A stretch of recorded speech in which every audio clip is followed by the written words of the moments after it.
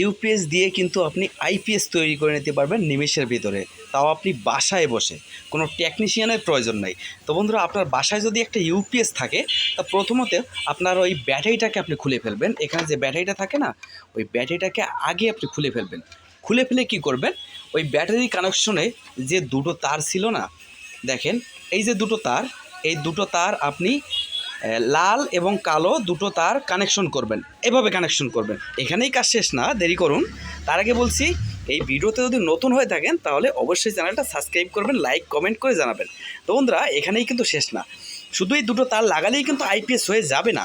এখানে আরও সিস্টেম আছে। দেখুন, এই আইপিএসটাকে যদি আপনি কন্টিনিউ সবসময়ের জন্য চালাতে চান, ফ্যান চালাতে চান, সিলিং ফ্যান কিংবা লাইট রাউটার অনু, তাহলে আপনাকে কিন্তু একটা কাজ করতে হবে। সেই কাজটা হচ্ছে কি, আপনি এই ফ্যানের ওপরে এই মাপে গোল করে এখান থেকে কাটবেন। কাটার পরে দেখেন এই ধরনের একটা ফ্যান, এই ধরনের ফ্যান আপনি এইখানে লাগিয়ে দিবেন। এবার ফ্যানের যে দুটো তার আছে না, ওই ফ্যানের দুটো তার আপনি কি করবেন, ফ্যানের দুটো তার একটা নেগেটিভে লাগাবেন, এই নেগেটিভে একটা লাগাবেন, এবং পজিটিভ এখানে সুইচ দেখেন, এই সুইচের এইখানে একটা লাগাবেন, এইখানে একটা লাগাবেন। লাল তারটা লাগালে যখন আপনি ইউপিএসটা অন করবেন তখন কিন্তু ফ্যানটা চলা শুরু হয়ে যাবে। তারপরে দেখেন আপনি এতে কিন্তু চার্জের সিস্টেমটা আপনি খুব একটা ভালো পাবেন না।